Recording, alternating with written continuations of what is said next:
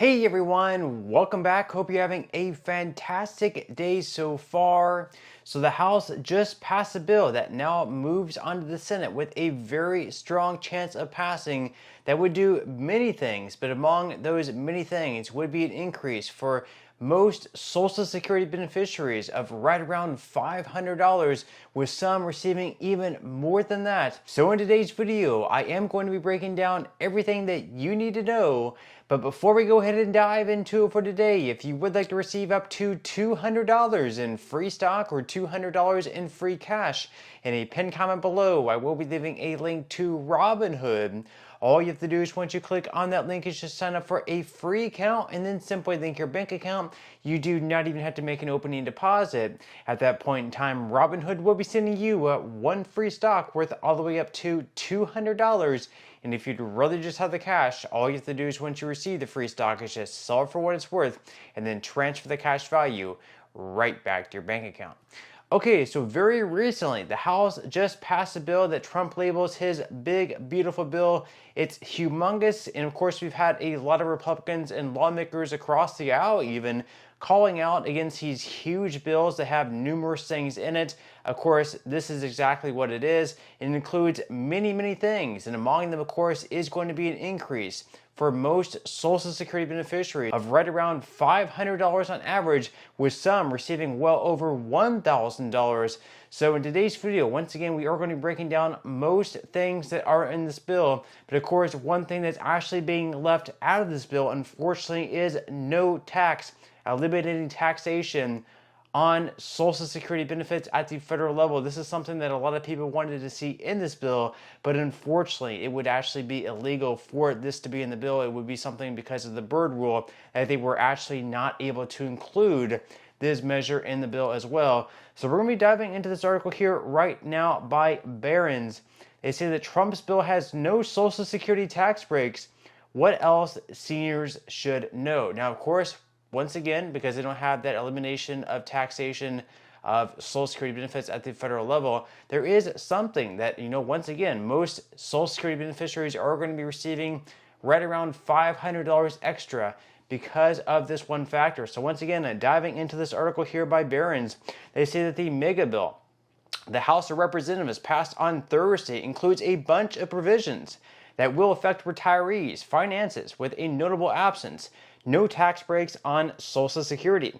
The One Big Beautiful Bill Act, as the legislation is known, delivers on many of President Donald Trump's campaign promises, including ending taxes on tips and overtime pay temporarily, but it does not include what many older adults had hoped for: ending the current partial taxation of Social Security benefits. The reconciliation process that lawmakers use to pass the legislation doesn't permit such changes, and that's exactly the problem. That is something that definitely would have been included if it was up to Trump and, of course, other Republicans, if they were able to end taxation of Social Security benefits at the federal level. But unfortunately, because of something known as the Byrd rule, where essentially they're not able to affect the taxation or do anything major to Social Security in these reconciliation bills that are passed with only Republican support or only Democratic support, they're not able to include this measure in the bill. Now, the article here goes on to say that instead, the bill delivers some tax relief to older adults in a different way.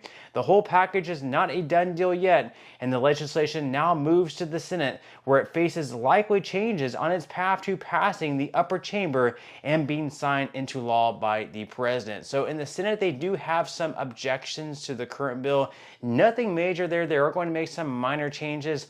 So they're going to make their own changes to the bill in the Senate. It's going to pass the Senate more than likely because Republicans do have the majority there. And then whenever they make their changes, they're going to send the bill back to the House.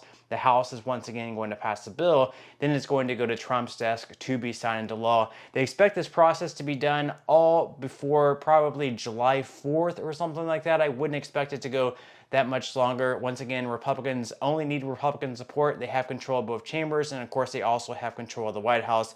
So this is pretty much a done deal at this point in time. It just comes down to working out the minor details of this bill. Now, they go on here to mention that under the bill, more than 80% of households would get a tax cut in 2026, according to an analysis by the Urban Institute and Brookings Institution Tax Policy Center. But about 60% of the cuts would go to the top 1/5 of households with incomes of about $217,000 or more, and more than 1/3 would go to those making $460,000 or more, according to the report. So, of course, most people are going to be receiving a tax break. 80% of Americans are going to be receiving a tax break with this bill. That's very, very good. But of course, they also mentioned there that people who are making a lot of money are probably going to stand to gain the most out of this bill, because they're receiving like a 2% cut in taxation, but a 2% cut out of, like, let's say $10 million, $20 million is obviously going to add up to more savings than, let's say, like a 3% cut for just like $20,000 for those in the middle class. Now, they also mentioned here, the big one here, of course, is the enhanced standard deduction. This is the one that, most Social Security beneficiaries stand the most from. So they say that for people 65 and older, the bill boosts the standard deduction, or the amount that taxpayers can subtract from their income before owing income taxes on the rest. Older adults already got a higher standard deduction under current law, but the bill would add an additional $4,000 from 2025 to 2028, and the extra deduction begins to phase out over $150,000 for married taxpayers filing jointly, and $75,000 for individual filers. Now, on average, this is going to amount to a savings of right around $500. So basically, on your taxes now, you can deduct an extra $4,000 from what you're making, whether that's Social Security, if you have a job on the side, other wages, things like that. You can now deduct an extra $4,000 if you're 65 or older. So of course, it's going to be most beneficiaries of Social Security, although of course you can actually start claiming Social Security at 62. So if you're claiming Social Security benefits at the age of 62 through 64, for example, you won't be able to claim this extra $4,000 deduction out of your standard deduction. But for those who are 65 and older, and of course claiming or receiving Social Security benefits, you will be able to write this extra deduction of $4,000 off on your taxes. Now, once again, $500 is going to be right around the average of savings in taxes per year, although some people are actually going to be receiving well over $1,000 per year.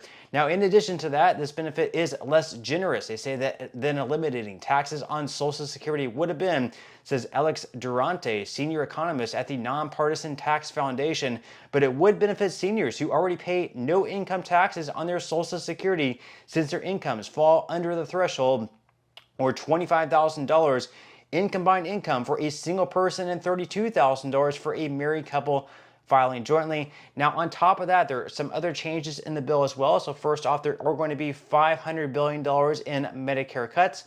There's also now going to be work requirements to receive Medicaid. So basically, what they consider able-bodied adults, if they consider someone receiving Medicaid to have a body that is able enough to work, they will have some work requirements in place if they want to continue to receive Medicaid in that case. Leave your thoughts and comments below. Do you think that's a good thing, a good change? Do you think it's a bad change? Leave your thoughts and comments below. On top of that, there's also going to be some SNAP cuts as well. So the bill cuts food benefits by nearly $300 billion over 10 years. Adults age 60 and older made up 18% of Supplemental Nutrition Assistance Program, or SNAP, recipients in fiscal year 2022. Leave your thoughts and comments below on that. There's also going to be a higher SALT deduction limit. So basically, enacted in the Tax Cuts in Jobs Act of 2017, there was a $10,000 limit on the deductions for state and local taxes. This bill would actually raise the SALT cap to $40,000 in 2025 and phase out the tax breaks for incomes over $500,000. So basically, if you live in a state that has higher taxes, let's think like California or New York, if you're paying high state taxes, you can actually deduct what you're paying in state taxes from your federal taxes. That way you pay less in taxes at the federal level.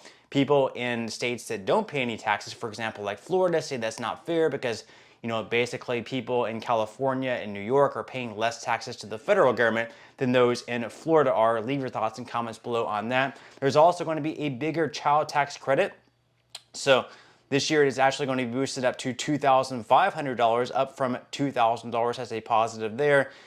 And also, as I mentioned here, as I mentioned earlier, with that $4,000 deduction for those 65 and older, the average senior taxpayer with a 12% marginal income tax rate would save about $480 annually in income taxes.